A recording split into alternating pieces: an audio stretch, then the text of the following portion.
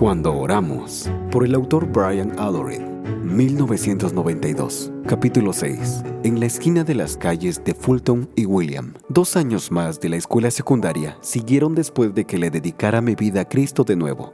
Entonces, de golpe, la escuela secundaria terminó y yo tenía 17 años.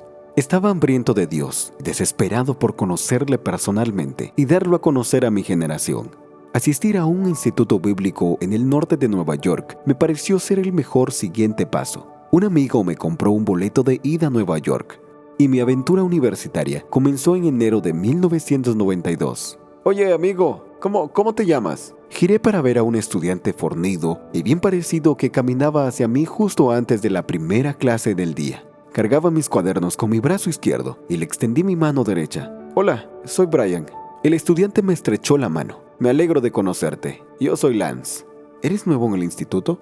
Dije que sí con un gesto. No te preocupes. Puedes sentarte conmigo si quieres. A partir de ese momento, Lance y yo nos convertimos en mejores amigos. A veces incluso bajábamos al garage y hacíamos karate juntos. Decidimos asistir a una reunión de oración matutina y pasamos cientos de horas orando por un avivamiento durante los siguientes años. Ambos ardíamos por ver un avivamiento en nuestra nación. El renombrado líder cristiano, Dr. A.T. Pierson, tenía razón cuando afirmó: nunca ha habido un despertar espiritual en ningún país o localidad que no haya comenzado en la oración unida. Las palabras del autor, Leonard Ravenhill, también me motivaron a buscar a Dios. Ningún hombre es más grande que su vida de oración. Cuando se estudian las Escrituras y la historia de la Iglesia, descubrimos que los dos componentes críticos de cada avivamiento y despertar que lograron un impacto duradero son la oración y la palabra de Dios. La oración es a menudo la chispa que enciende el avivamiento en una persona, comunidad o iglesia. Pero sin la palabra de Dios, es imposible experimentar un cambio de vida sostenido. Los primeros apóstoles se dedicaron a la oración y a la palabra de Dios por encima de todo. Hechos capítulo 6, verso 4. El avivamiento más significativo del Antiguo Testamento ocurrió cuando se descubrió las Escrituras después de estar perdidas por largos años. El rey Josías lloró cuando escuchó la lectura de la palabra de Dios, y eso cambió su corazón y despertó la conciencia de una nación. La lectura pública de las Escrituras trajo convicción y resultó en un rechazo masivo de la idolatría, la inmoralidad y la maldad. Los capítulos 8 y 9 de Nehemías relatan el avivamiento que ocurrió cuando Esdras, el sacerdote de Israel, se presentó ante el pueblo en la plaza de Jerusalén y leyó el libro de la ley. Como dice mi amigo Morgan Jackson, el mayor avivamiento de la historia se produjo al escuchar la palabra de Dios cuando vino Jesús. Y el Padre dijo: este es mi Hijo amado, escúchenlo. No se puede sobreestimar la importancia de la palabra de Dios para un avivamiento genuino. Cuando la oración acompaña a las Escrituras, se logra una combinación poderosa que puede conducir a un avivamiento personal y colectivo, a un cambio de vida y una transformación de sociedad. Un viernes por la noche, Lance y yo estábamos en la capilla. El orador invitado estaba en el fragor de su mensaje cuando hizo una pausa sin previo aviso. Me miró durante un largo tiempo y luego me llamó al frente. «Sigue mis órdenes». «¿Cómo te llamas, joven?», preguntó el orador. Le dije mi nombre. «Dios ha impreso en mi corazón que te ha llamado para ser un intercesor que ora por un avivamiento. Puedo decir que quieres ser un gran predicador, pero orar es tu primer llamado. Tu vida de oración es tu pacto con Dios, como el cabello de Sansón. Si guardas tu vida de oración y dejas que siga creciendo, la unción de Dios sobre ti seguirá aumentando». Tragué saliva para evitar que se me cayera la mandíbula. Esas palabras penetraron lo más profundo de mi corazón y me resultó imposible descartarlas. Estaban clavadas en mi cabeza. Conmovido por el orador, pasé toda la noche orando con Lance y algunos compañeros. Alrededor de las 2 de la mañana, la pequeña y tranquila voz de Dios rozó mi corazón. «Brian, ¿qué crees que pasaría si pasaras 8 horas orando diariamente durante todo un año?» Parpadeé. «¿8 horas al día? ¿Cómo dices?» «Dios, me encantaría hacerlo, pero es que tengo clases y tareas, y trabajo, y tengo que lavar mi ropa, y tengo que comer y dormir en algún momento. Brian, te quiero y quiero pasar tiempo contigo. Quiero que conozcas mi corazón y quiero enseñarte mi palabra. ¿Qué me dices?»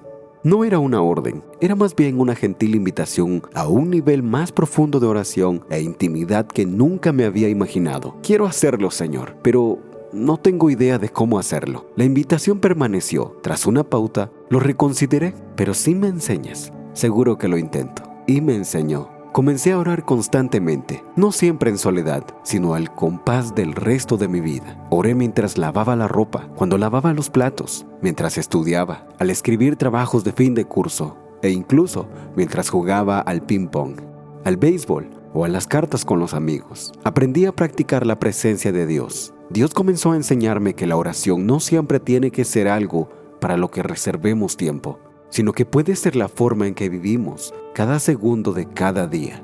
El Espíritu Santo me enseñó a cultivar su presencia en todo lo que hacía, grande y pequeño. Orar y vivir en la presencia de Dios dejó de ser una actividad aislada para convertirse en una forma de vida, tal y como lo modeló Jesús. Él oraba con tanta convicción durante sus conversaciones diarias. Juan capítulo 12, verso 27 al 28. Como lo hacía en soledad cuando subía a la cima de las montañas. Lucas capítulo 6, verso 12. Jesús es el mayor intercesor de la historia. Ser como Jesús es convertirse en una persona de oración.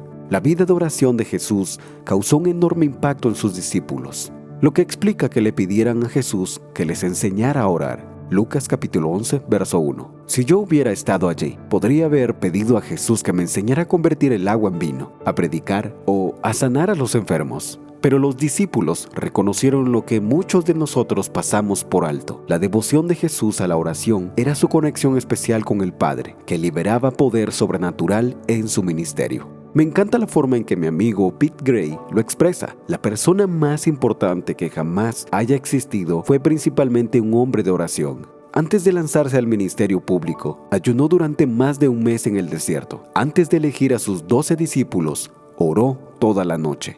La oración es intimidad. El propósito principal de la oración es la intimidad con Dios. Jesús anhela tener una relación íntima contigo, y la oración es una de las principales formas de conectarse con Él. Antes de pedirle algo a Dios en oración, pasa tiempo con Él en comunión. Cuando los discípulos le pidieron a Jesús que les enseñara a orar, les indicó que comenzaran con el aspecto personal de la relación. Padre nuestro que estás en el cielo. Tenemos acceso al trono de Dios gracias a nuestra relación como hijos suyos. Como escribió el pastor de Manhattan, Timothy Keller, la única persona que se atreve a despertar a un rey a las 3 de la mañana por un vaso de agua es un niño. Nosotros tenemos este tipo de acceso. El rey David ejemplificó este hambre de intimidad con Dios en el Salmo 27, versículo 4. Una cosa pido al Señor, solo esto busco, que pueda habitar en la casa del Señor todos los días de mi vida, para contemplar la hermosura del Señor y buscarlo en su templo. Y en Éxodo capítulo 33 y verso 11, Dios considera a Moisés no solo su siervo, sino también su amigo. El Señor quería hablar con Moisés cara a cara, como un hombre habla con su amigo. ¿Por qué conformarse con una relación superficial con Jesús cuando puedes tener una amistad íntima cara a cara con Él? Jesús es parcial, ama a todos sus hijos por igual, pero aunque no tiene favoritos, sí tiene amigos íntimos, lo que significa que es más íntimo con algunos de sus hijos que con otros. Lo mejor de todo es que tú puedes estar tan cerca de Dios como quieras. La intimidad de Cristo no está reservada para la élite, sino para los hambrientos. ¿Tienes hambre de Dios? Despertar. Al siguiente semestre, uno de mis profesores me asignó un proyecto de lectura único. La vida del conde Nikolaus Ludwig, Reichsgraf von Zinzendorf und Pottendorf. Sí, es un nombre con una coma en medio. Supongo que la mayoría de los estudiantes se habría resistido, pero yo no podía esperar para comenzarlo. Soy así de nerd. La historia es la siguiente. Zinzendorf nació en Dresde, Alemania, el 26 de mayo de 1700. Era el heredero de la fortuna de una de las familias más importantes de Europa. Ya de pequeño, Zinzendorf tuvo un toque especial de Dios. Cuando tenía 6 años, unos soldados suecos irrumpieron en el castillo donde vivía. Quedaron tan asombrados al oír al niño orando a Dios con tanta pasión que le perdonaron la vida. Cuando era joven, Zinzendorf tuvo un encuentro con Dios mientras miraba un cuadro de Cristo con la corona de espinas. En el cuadro había una inscripción que decía: «Yo he hecho esto por ti, ¿qué has hecho tú por mí?». Conmovido, Zinzendorf dijo: «He amado a Cristo durante mucho tiempo, pero nunca he hecho nada por Él. A partir de ahora, haré todo lo que Él me lleve a hacer». A partir de 1722, Zinzendorf empezó a acoger a inmigrantes en su inmensa propiedad. Su pequeña comunidad se llamaba Erhont, que significa la guardia del Señor. El 5 de agosto de 1727, Zinzendorf y otras 14 personas pasaron toda la noche orando, buscando la presencia de Dios.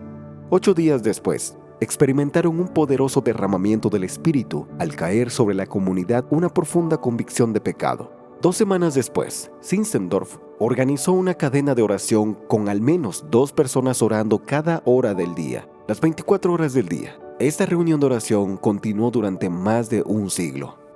Esta comunidad morava oró 24 horas al día más de 100 años seguidos, pero no se limitó a orar. A través de la oración incesante, sus corazones se consumieron con una gran carga y una pasión por las personas que no conocían a Dios.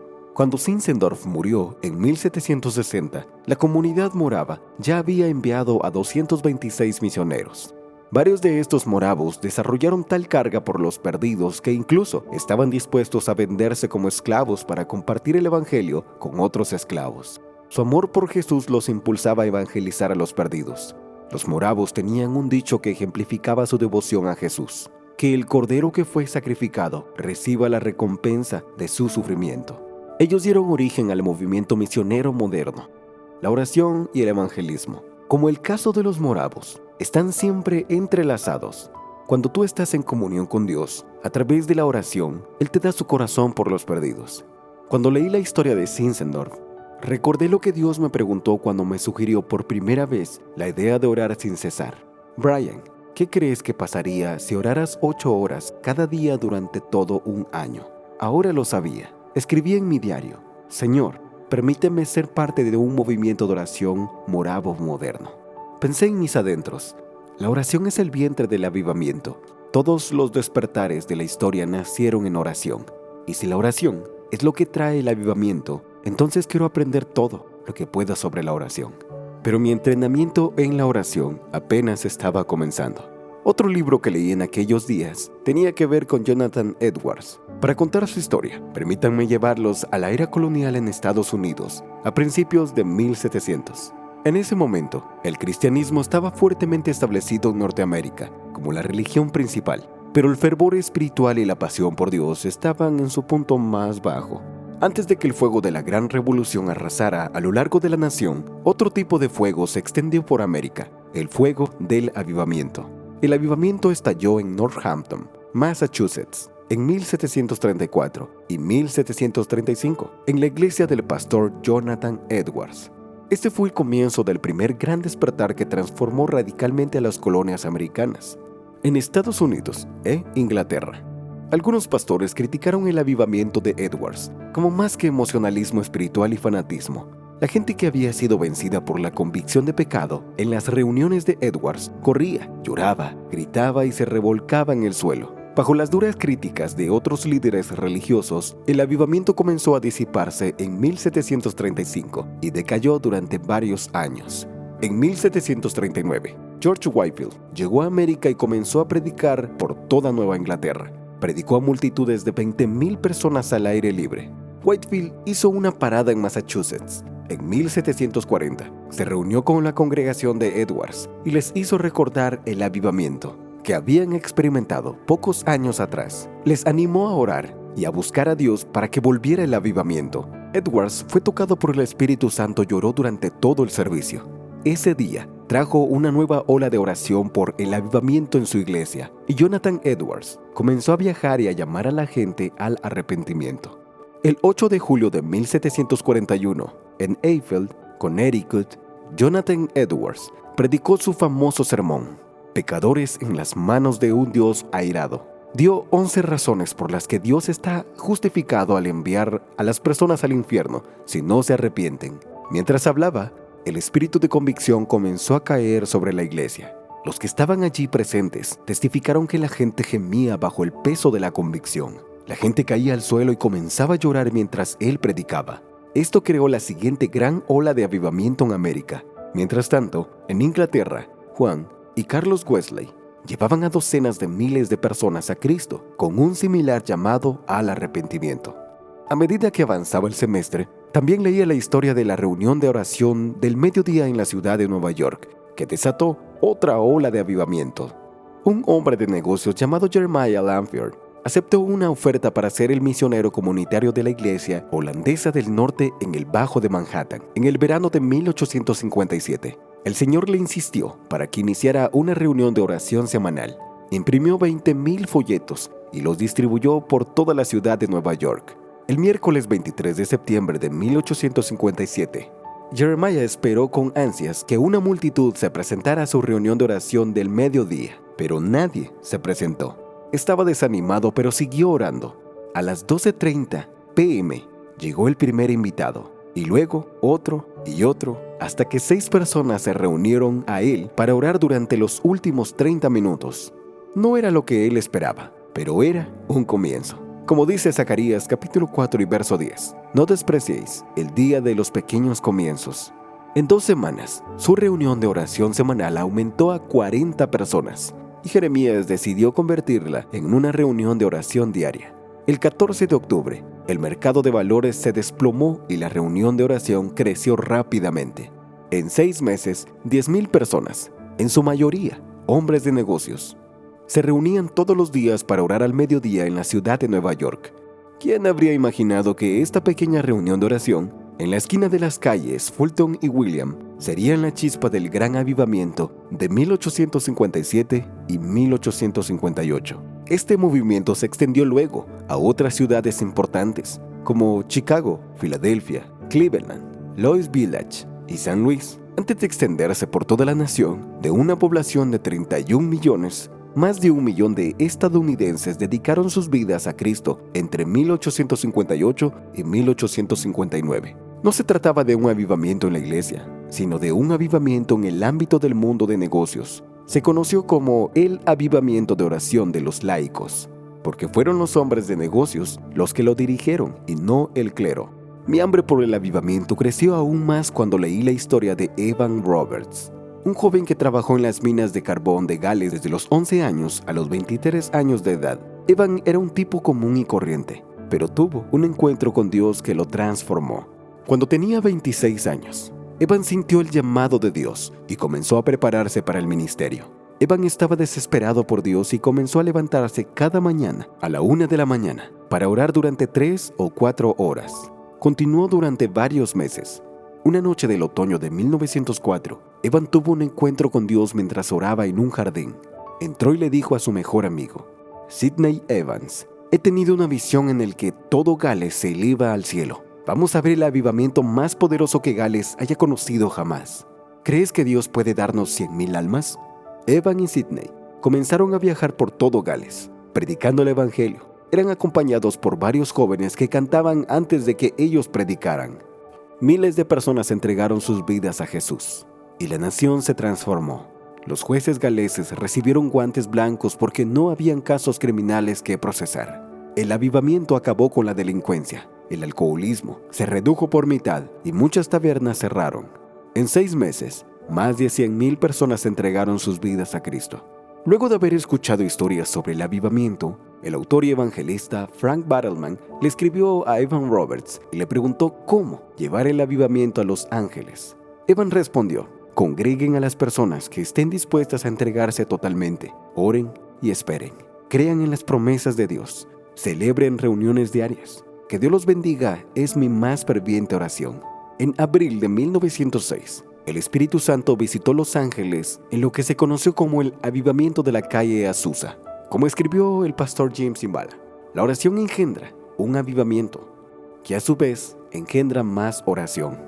El líder misionero Andrew Murray observó, el próximo avivamiento deberá comenzar con un gran avivamiento de oración, en el armario, con la puerta cerrada, donde se escuchará primero el sonido de la abundancia de lluvia. Un incremento de la oración secreta de los ministros y miembros de la iglesia será el precursor seguro de la bendición.